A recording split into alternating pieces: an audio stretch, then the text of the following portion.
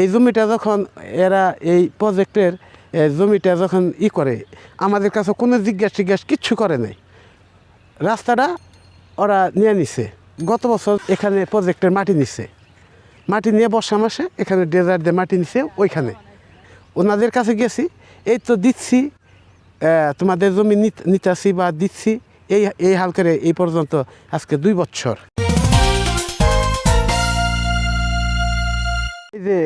এই যে নামাজ আছে, এটা ওই যে একটা খোটা কেতয়ে পড়ে উঠছে, ওটা হলো দক্ষিণের অংশ।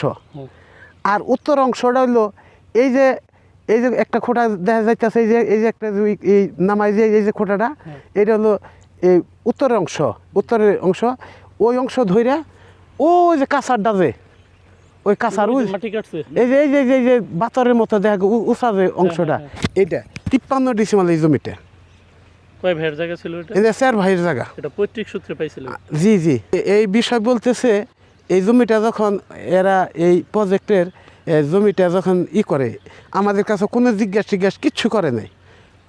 রাস্তাটা ওরা নিয়ে নিছে, এইভাবে খালি এই রাস্তাটা নিছে নিয়ে গত বছর যে সারা বছর ছিল, বছরটা এখানে প্রজেক্টের মাটি নিচ্ছে, মাটি নিয়ে বর্ষা মাসে এখানে ডেজার্ট দিয়ে মাটি নিছে। ওইখানে ডেজার্ট দিয়ে মাটি নিয়ে এখন এই হাল করে রাখছে। ওনাদের কাছে গেছি, এই তো দিচ্ছি, তোমাদের জমি নিতেছি বা দিচ্ছি, এই হাল করে এই পর্যন্ত আজকে 2 বছর। দুই পাশেই তো ফসলি জমি, তো এই মাঝখান দিয়ে এভাবে রাস্তা হওয়ার কারণে, ডেজার্ট দিয়ে মাটি তোলার কারণে এখানে যদি রিসোর্ট হয়, তাহলে আপনাদের ফসলে ক্ষতি হবে না? সবই ক্ষতি হবে, জমিতে সর্বনাশ। আর বর্ষার সময় 2 সাইডে পানি থাকে না? এটা থই পানি থাকে, এটা পানি একদম পানি ভর্তি থাকে। মানে এই যে রাস্তাটা হওয়ার কারণে পানিরও তো একটা কৃত্রিম বাধা তৈরি হইলো, সমস্যা হবে। রাস্তাটা তো এবছর ড্রেজার মেশিন দিয়ে মাটি তুলে রাস্তাটা করছে। আমার নাম খন্দকার আক্কাস। এই জায়গাটা আমরা বলি আন্দারমানিকের চক, আন্দারমানিকের ক্ষেত। বাসাইলের নাকাসিম শাহের মৌজায় আন্দারমানিকের চক। এখানে আমার জমি আছে 53 ডিসিমল। আমরা 4 ভাইয়ে ভোগ করি। 53 ডিসিমলই দখল হয়েছে? জি। তো কিভাবে টাকা পয়সা বা কিভাবে কি চুক্তি, কিভাবে কি হয়েছে? না, এখানে ওনারা বলছে যে একটা প্রজেক্ট করতেছি, তো আপনাদের জায়গাটা তো পড়লো প্রজেক্টের আওতার দিনে, তো জায়গাটা আমাদেরকে দেন। তখন আমরা চিন্তা করলাম যে আসলে তো জায়গাটা আমাদের বেচার কোনো মত নাই। আমরা যেহেতু 4টে ভাই, অল্প অল্প জায়গা পড়লো, 53 ডিসিমাল ভাগ করলে কতটুকু করে পড়ে, সেই হিসাবে শস্য টস্য যাই হয়, তো ওইগুলা দিয়েই তো আমরা চলি, যেহেতু আউট ইনকাম নাই। তখন কইল যে ঠিক আছে, যেহেতু আপনাদের জমিটা প্রজেক্টের ভিতরে পড়ে গেছে, জমিটা আমাদের দিয়ে দেন। তা আমরা কইলাম যে একটা ন্যায্য মূল্য যেভাবে কিনতেছেন ওইভাবে তো আমাদেরকে দিয়ে দেন। বললো যে আচ্ছা দিমু। কিন্তু আজকে 2 সিজন চলে গেল, 2 বছর, কিন্তু আজ পর্যন্ত কোনো টাকা টুকাও দেয় নাই, কাগজপাতিও নাই। 50 জনের জায়গা তো হবেই। ওই পরিমাণ জায়গা আছে এখানে, মানে রাস্তা এবং রিসোর্ট সহ এই অংশটা সহ আনুমানিক মনে হয় 100 একর জায়গা হবে, এইরকম হইতে পারে। আর কোন জায়গাটা একটু দেখাই দেন তো, কোন জায়গাটা? এই যে মাটি কাটছে এগুলা, তারপরে যে সড়কে মাটি ফেলাইছে এগুলা, হ্যাঁ, তারপরে যে সড়কের বাইরে যে আছে এগুলা। আমার নাম হরিদাস মন্ডল। জায়গা আছে 40-80 ডিসিমাল। 20-22 ডিসিমাল গেছে রাস্তা। বাদল সাপ টেহা পয়সা দেন, হ্যাঁ কয় যে খেত বেছ, টেহা দিমু, অন্য হান কিনে আনো। আমি কইছি যে খেত বেচুম না। পরে রাস্তা বেঁধে নিছে খালি। এমনি টাকা পয়সাও দেয় নাই, কাগজপত্র কিছুই নেই? না, তারাই নেই। কতদিন আগে নিছে এটা? এটা 2 বছর। তো 2 বছর। এই রাস্তার মধ্যে আপনার কতটুকু জায়গা পড়ছে? 22 ডিসিমাল জায়গা গেছে আপনার? হ্যাঁ। এই রাস্তার মধ্যে আপনার 22 ডিসিমাল জায়গা চলে গেছে? হ্যাঁ, এই যে ওই যে পুরো রাস্তাটা এক সাইড করে মানছে। এই 22 ডিসিমাল যদি মানে বিক্রিও যদি করতেন, কি পরিমাণ টাকা হইতো আনুমানিক? না, আমি তো 10-12 বছর আগে রাখছিলাম, তখন 30 করে রাখছিলাম। 10-12 বছর প্রত্যেক ডিসিমাল 30,000 করে রাখছিলেন? হ্যাঁ। সেই হিসাব দিলেও কত টাকা আসে? ওটা হিসাব করলে বেরোইব, আর তাছাড়া ওই দাম তার এখন জমি নাই এখন আরো বেশি। এখন বেশি। তো এখন তো এই জমি কিনতে পাওয়াই যায় না। হুম। আমরা থানায় কইছি, কয় যে না এটা বড় বড় এমপি মন্ত্রী আছে, তারাও এটা গ্যারগ্যার্য করে না, আর এখন এইভাবেই রাস্তাটা বানছে। এই যে রাস্তাটা দু সাইড ধরে নেওয়ার কথা আছে, রাস্তাটা আমার এক সাইড ধরে নিছে। কোন সাইডটা নিচে বেশি? পূব সাইড, খালি পূব সাইড ওই যে নিছে। ওই সাইডটা, হ্যাঁ, পূব সাইডটা নিছে। ওইখানে কাদের জায়গা? ওখান থেকে খালি হিন্দু সম্প্রদায়ের জায়গা। হিন্দু সম্প্রদায়ের লোকদের জায়গা দেখে দেখে রাস্তাটা। হ্যাঁ, রাস্তাটা ওই সাইড দিয়ে নিছে, আমরা দুইটা তিনটা মুসলমানের ক্ষেত আছে ওই সাইড দিয়ে নেই। আমাদের জমি আছে ওই প্রজেক্টের যে যে সনের ঘর দিচ্ছে ওইটার সামনে 53%। তো ওখানে ওনারা বললো যে আমরা একটা প্রজেক্ট করতেছি, আমরা তো আর তাদের বাধা দিয়ে রাখতে পারি না। তো সেই হিসাবে তাদের আমাদের সাথে ওয়ার্ড দিছে যে টাকা পয়সা দিয়ে লিখে নেব। এই হিসাবে তারা আপাতত গাড়ি নেওয়ার ব্যবস্থা করলো, মাটি টাটি নিত। এক পর্যায়ে পরবর্তীটা প্রশস্ত করে রাস্তা নিয়ে নিছে। টাকা পয়সা দিব, লিখে নেবে, এভাবে চলছে আজ পর্যন্ত। এটা শেষ নেই এরকম বলতেছে। কতদিন হয়েছে, কতদিন আগে জায়গাটা? তাও এই তো 2 সিজন চলে যায়, জায়গাটা কি 2 লিখে বছর। নিছে বা কোনো কিছুই না, কোনো 10 টাকাও আমরা নেই নাই, বা ওনারাও কোনো কাগজপত্র নেয় নাই। ওভাবে চলছে। এখন বলতেছে তাড়াতাড়ি এর একটা বিধি ব্যবস্থা করে ফেলাইব। আপনি হইলো এগুলা হইলো ওই যে জমি, সে ওই যে জন এখানে বলে তারা স্কিম পাস হয়েছে, সেটা নিয়ে ওই জমি ভাড়া নিয়ে বলে ভালো মানে ওরা কি করছে, আর বাকি গুলা হলো মনে করেন এগুলো ভাড়া নিয়ে করছে, ওটা নিয়ে ভালোগুলো সরাইতেও দেয় না, ভালোগুলো করতে দেয় না। পরিষদের আমাদের পরিষদের দিয়ে ভাই না, এখানে তো ভাড়াটারা কোনো কিছুই না। যখন রাস্তা করে আমাদের কাছে ভিডিও ফুটেজ আছে, তো বক্তব্য দিছে স্থানীয়রা। তো এখানে তো কোনো ধরনের ভাড়াটারা কোনো কিছুই না, এমনিতেই রাস্তা বানাইছে। আবার দু একজনকে আমি তার জানছি ভাই, আমার কাছে আর কেউ বিচার দেয় না। ওই জায়গারও ভাড়া করছে, ওই রাস্তারও যে ওগুলারও ভাড়া দিচ্ছে, বছর তোলার ভাড়া দিচ্ছে। এমনিতে আমি লোক জানি না, আর কি। এমনিতে আপনি যেহেতু ওই ইউনিয়নের দায়িত্বশীল, তাই না? জি ভাই, জি ভাই, জি ওই ভাই। ইউনিয়নের দায়িত্বশীল, আপনাকে লোকজন ভোট দিয়ে নির্বাচিত করছে, পছন্দ করছে, এই কারণেই তো ওইখানে এই যে বালু উত্তোলনের কারণে, ড্রেজার দিয়ে বালু উত্তোলনের কারণে আপনাদের ঝিনাই নদীর ক্ষতি হচ্ছে না, ফসলের ক্ষতি হচ্ছে না? আর এত ক্ষতি হচ্ছে তো ক্ষতি তো ভাই হচ্ছে, যে কোনো জায়গা দিয়ে একটা মাটি খেললে ক্ষতি হয়। তো এই বিষয়ে আপনারা আপনিও জানেন, এটা সকলেই জানেন, হ্যাঁ, বুঝলেন না? হ্যাঁ, হ্যাঁ, এমনি তো আইনত অপরাধ। তো এই বিষয়ে আপনারা কোনো পদক্ষেপ নিয়েছিলেন কিনা, বাধা দেওয়া বা? আমরা এটা পদক্ষেপ ভাই বারবার নিয়েছি, জরিমানা করা হয়েছে, ব্যাক কিছুই হয়েছে, প্রশাসনিক সব ব্যবস্থা হয়েছে ভাই। তো এখন এই যে এতগুলো লোক, এতগুলো পরিবার টাকা পয়সা পাচ্ছে না, নিজেদের জমিও বুঝে পাচ্ছে না, এই বিষয়ে মানে আপনারা কি পদক্ষেপ নিছেন স্থানীয়ভাবে? তাই এগুলা ওই যে আমরা তাদের খেতমাত এগুলা আবার সরিয়ে দিতে চাইতেছি ভালোগুলা, কিন্তু ভালোগুলা তো আমাদের প্রশাসনিক কর্মকর্তা যারা আছে উচ্চ উচ্চ অধিদপ্তরে, তারা তো এগুলা করতেছে না ভাই, যে এই এই মানে সবাইকে দিতেছে না, এই জন্য মাটিগুলা সরিয়ে দিতে পারতেছে না। আর মাটি তো এখানে আর কানা বন্ধ হয়, ঊর্ধ্বতন একদম বন্ধ। ঊর্ধ্বতন কর্মকর্তা বলতে মানে কোন দপ্তর বা কোন অফিসার? টিএনও সাহেব আছে এখানে, আপনার হলো আমাদের আছে এই এই জেলা প্রশাসক, মনে করেন সেও তো এই ব্যাপারটা নিয়ে অনেকবার ঠিক করছে। ওনারা কি বালু সরাতে দিচ্ছে না নাকি? না না, এখন আর বালু সরানোর কোনো ইয়েই নাই, তারা তো এই ধরনের কোনো নাই। বালু সরাইতে দিল তাহলে বালুগুলা সরিয়ে যার যার জমি যেগুলা ছিল সেগুলা ক্লিয়ার করে দিতে পারবো। এটা আইনগত ভাবে আগাচ্ছে। এট দ্যাট টাইম ওই ওনাকে তো মোবাইল কোড করে অ্যারেস্ট করা হয়েছিল, সাজাও দেওয়া হয়েছিল, ঠিক আছে। জি, তো আইনগত ভাবে এটার বিরুদ্ধে ব্যবস্থা হচ্ছে।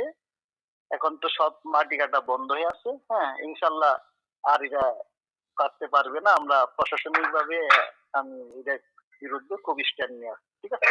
জি, জি, আমাদের সরকারের যে ভীষণ 3 ফসলি জমি মাটির টপ সয়েল কাটা যাবে না, আর সরকারের এটা বাস্তবায়নের জন্য আজকে জনগণের প্রতিনিধি হিসেবে আমি আছি, এবং সাবেক এমপি জয়ের সাহেব এই মাটি কাটার মূল হোতা ছিল, ঠিক আছে। জি, জি, এই জন্যই কাটতে পারছে, ওই সাবেক এমপি চলে যাওয়ার পরে আর এই যে পারতেছে না। আমি ডিফেন্সে আগে পারি নাই, এখন আবার পারতেছি, ঠিক আছে। জি, এই হলো বিষয়। আপনার নাম? মোহাম্মদুল্লাহ। মাহমুদুল্লাহ। ভালো আছেন আপনি? জি, আলহামদুলিল্লাহ। আমি এই যে বাসাইলের এই নাকাসিম ব্রিজের পাশে যে বালু উত্তোলন করা হয়েছিল, প্রায় 250 এর অধিক পরিবার থেকে জমি গ্রহণ করা হয়েছিল অনেকটা জোরপূর্বকভাবেই, ওই বিষয়ে প্রতিবেদন করতেছি। তো পরবর্তীতে এই বিষয়ে হ্যাঁ ব্রিজের পাশে হ্যাঁ হ্যাঁ হ্যাঁ ওই আন্দারমানিকের চক না কি যেন বলো ওই জায়গাটা। আমিও নতুন যোগদান করেছি, জায়গা আসলে ওভাবে চেনা হয়নি এখনো, তো বেশ কয়েক জায়গায় আমি মোবাইল ফুট করে চলে ওইখানে প্রায় 50-এর অধিক পরিবারের কাছ থেকে মানে অনেকটা জোরপূর্বকভাবেই জমি দখল করা হয়েছে। তো তারা আমাদের কাছে ভিডিও নিউজ হচ্ছে, তো তারা আমাদের কাছে ভিডিওতে অভিযোগ করলেন যে 2 বছর হয়ে গেছে তারা কোনো টাকাও পান নাই, নিজেদের জায়গাটাও দখলে নিতে পারেন নাই। কারা দখল করছে এই জায়গাটা? এটা হচ্ছে বাদল মিয়া নামে একজন, তিনি সম্ভবত বাসাইল বিএনপি নেতার ভাই, আপন ভাই। তো এই বিষয়ে আপনাদের কাছে কোনো অভিযোগ ছিল না নাকি? এই ধরনের কোনো অভিযোগ মানে আমি এখন অফিসিয়ালি পাইনি, আর আমি তো বললামই যে আমি নতুন যোগদান করেছি। তারপর আমি সরেজমিনে গিয়ে খোঁজ নিয়ে দেখবো, এবং যে পরিবারগুলো অভিযোগ করেছে তারা যদি আমার কাছে আসে আমার জন্য একটু বুঝতে সুবিধা হয়। না, বিষয়টা হলো বাসাইল আমি ঘুরে টুরে বা ওই অঞ্চলটা যেখান থেকে জমি গ্রহণ করা হয়েছে দেখলাম তারা একেবারে নিম্ন শ্রেণীর। আর কোথায় কি করতে হবে, কোন জায়গায় গিয়ে অভিযোগ করলে আসলে প্রতিকার পাওয়া যাবে, আবার অনেকে চিন্তা করে যে এত। আমি নিজেই যাবো, সমস্যা নেই। আসসালামু আলাইকুম প্রিয় দর্শক, আমরা যেরকমটা আপনাদেরকে দেখাইলাম যে এখানে প্রায় 100 একরের বেশি জায়গা, বিভিন্ন কৃষক, দিনমজুর, যাদের একমাত্র অবলম্বন ছিল এই জায়গাগুলো, সেই জায়গাগুলো বেদখল হয়ে গেছে। আমাদের কাছে লোকজন অভিযোগ করলো যে তাদেরকে কোনো ধরনের জমি বাবদ টাকা পয়সাও দেওয়া হয় নাই। এগুলো হচ্ছে রেকর্ড জায়গা, এগুলো খাস জায়গা না, সরকারি কোনো জায়গাও না। এই বাসাইল, এই গ্রামটা এমন একটা গ্রাম যে গ্রামের লোকজন স্বাভাবিকভাবেই একটু অসচ্ছল। তাদের উপার্জনের একমাত্র অবলম্বন হচ্ছে জমিতে, নিজেদের জমিতে বা লিজ নিয়ে জমিতে বিভিন্ন ধরনের ফসল চাষ করা। এই ফসল চাষ যেটা একমাত্র অবলম্বন ছিল, মাধ্যম ছিল, সেই মাধ্যমটাও তাদের কাছ থেকে এক প্রকার জোরপূর্বক ছিনিয়ে নেওয়া হয়েছে। তারা না পারছেন কোনো ধরনের প্রতিবাদ করতে, না পাচ্ছেন তারা সুবিচার। তো তারা আমাদেরকে একজন এরকম জানিয়েছেন যে তারা থানায় গিয়েছিলেন অভিযোগ দায়ের করার জন্য। থানা থেকে বলা হয়েছে যে এই যে বাদল সাহেবের রিসোর্ট, এই রিসোর্টের সাথে অনেক বড় প্রভাবশালী এবং এমপি মন্ত্রীরা পর্যন্ত জড়িত রয়েছেন। ঊর্ধ্বতন কর্মকর্তারা যেহেতু কোনো ধরনের পদক্ষেপ নিচ্ছেন না, এই কারণে তারাও এক ধরনের অপারগতা প্রকাশ করেছেন। আমরা সর্বোচ্চ মহলের কাছে দাবি জানাবো যে এই যে শোষণ করা হচ্ছে কৃষকদেরকে, তাদের ন্যায্য মূল্য বা তাদের যে অধিকার, বাঁচার যে অধিকার, সেই অধিকার তাদেরকে ফিরিয়ে দেওয়া হোক। আরেকটা বিষয় হলো, আমাদের বাংলাদেশ হচ্ছে কৃষক বান্ধব একটি দেশ। এই দেশে যদি কৃষকরা বাঁচে তাহলে দেশ বাঁচবে, মানুষ বাঁচবে। আর যদি কৃষকরা না বাঁচে তাহলে দেশ বাঁচবে না এবং দেশের মানুষরাও বাঁচবে না। আমার কাছে বড় আশ্চর্য লাগলো যে এত বড় একটা জায়গা, যেখানে একজন দাবি করেছেন প্রায় 50 জন কৃষক হবেন যাদের জায়গা এখান থেকে জোরপূর্বক দখল করা হয়েছে। তারা বলেছেন যে তারা প্রতিবাদ করতে চেয়েও পারেন নাই, টানা 2 বছর যাবৎ তাদের জমি বেদখল হয়ে আছে। এই যে রাস্তাটা করা হয়েছে আপনাদেরকে আমরা দেখিয়েছি, মনে হবে যে এটা একটা হাইওয়ে সড়ক, টাঙ্গাইল মহাসড়কের মতো বড় একটা সড়ক। এটা শুধুমাত্র করা হয়েছে একটি বিনোদন কেন্দ্র, রিসোর্ট বানানোর জন্য। এই রিসোর্টে হয়তো বিনোদন পাওয়া যাবে, যিনি এই রিসোর্ট তৈরি করছেন তিনি হয়তো কোটি কোটি টাকা উপার্জন করতে পারবেন, কিন্তু এই কৃষক যাদের জমি এখান থেকে বেদখল হয়ে গেছে তারা আসলে কতটুকু লাভবান হবেন। আমাদেরকে বলেছেন এই যে এখান থেকে শত শত ট্রাক বালু উত্তোলন করা হয়েছে এই ঝিনাই নদী থেকে। এখান থেকে এই নদী থেকে ড্রেজার দিয়ে বালু উত্তোলনের কারণে কৃষকের জমি মারাত্মকভাবে হুমকির মুখে পড়েছে। আমরা যেহেতু সাংবাদিকতা করি, আমরা জানি যে ড্রেজার ব্যবহার করা, বালুর ড্রেজার ব্যবহার করা সম্পূর্ণ ধরনের নিষেধ, এটা আইনত অপরাধ। অথচ এই যে এখান থেকে যে বালু উত্তোলন করা হয়েছে এটা একেবারে বাসাইল উপজেলা থেকে একেবারেই সন্নিকটে।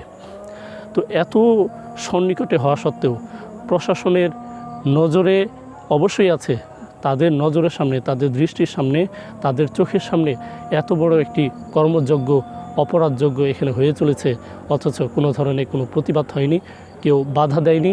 কৃষকদের পাশে কেন দাঁড়ায়নি, এই প্রশ্নগুলো আমি দর্শকদের কাছে রেখে গেলাম। আপনারা দেখেন, এখানে আমি আগেই বলেছি যে এই অঞ্চলের, এই গ্রামের লোকজন স্বাভাবিকই অসচ্ছল হওয়ার কারণে শিক্ষিত মানুষের সংখ্যা খুবই কম, সচেতন মানুষের সংখ্যা খুবই কম। গরিব অসহায় মানুষের পাশে দাঁড়াবে, তাদের পক্ষে কথা বলবে, এরকম মানুষের সংখ্যা খুবই কম। আর যাদের হাতে ক্ষমতা, তারা টাকার ঝোলা পূর্ণ করে বসে আছে। তারা কৃষকদের পাশে দাঁড়ায়নি, নিপীড়িত মাজলুম মানুষের পাশেও দাঁড়ায়নি। তো আমরা সর্বোচ্চ মহলের সরকার মহোদয়ের দৃষ্টি আকর্ষণ করছি, মাননীয় এমপি মহোদয়, এমপি জয়ের দৃষ্টি আকর্ষণ করছি। আমরা আশা করব, আপনি যেহেতু তারুণ্যের প্রতীক, আপনি যেহেতু নিপীড়িত মানুষের কথা বলেন, গরিব অসহায়ের পাশে দাঁড়ান, তো আমরা অনুরোধ করব, এই যে একটা পুরা গ্রাম যেখানে 50 জন কৃষকের বাঁচা মরার প্রশ্ন জড়িত, এখানে আপনি দ্রুত হস্তক্ষেপ করে এই কৃষকদের পাশে দাঁড়াবেন বলে আমরা আশা করছি।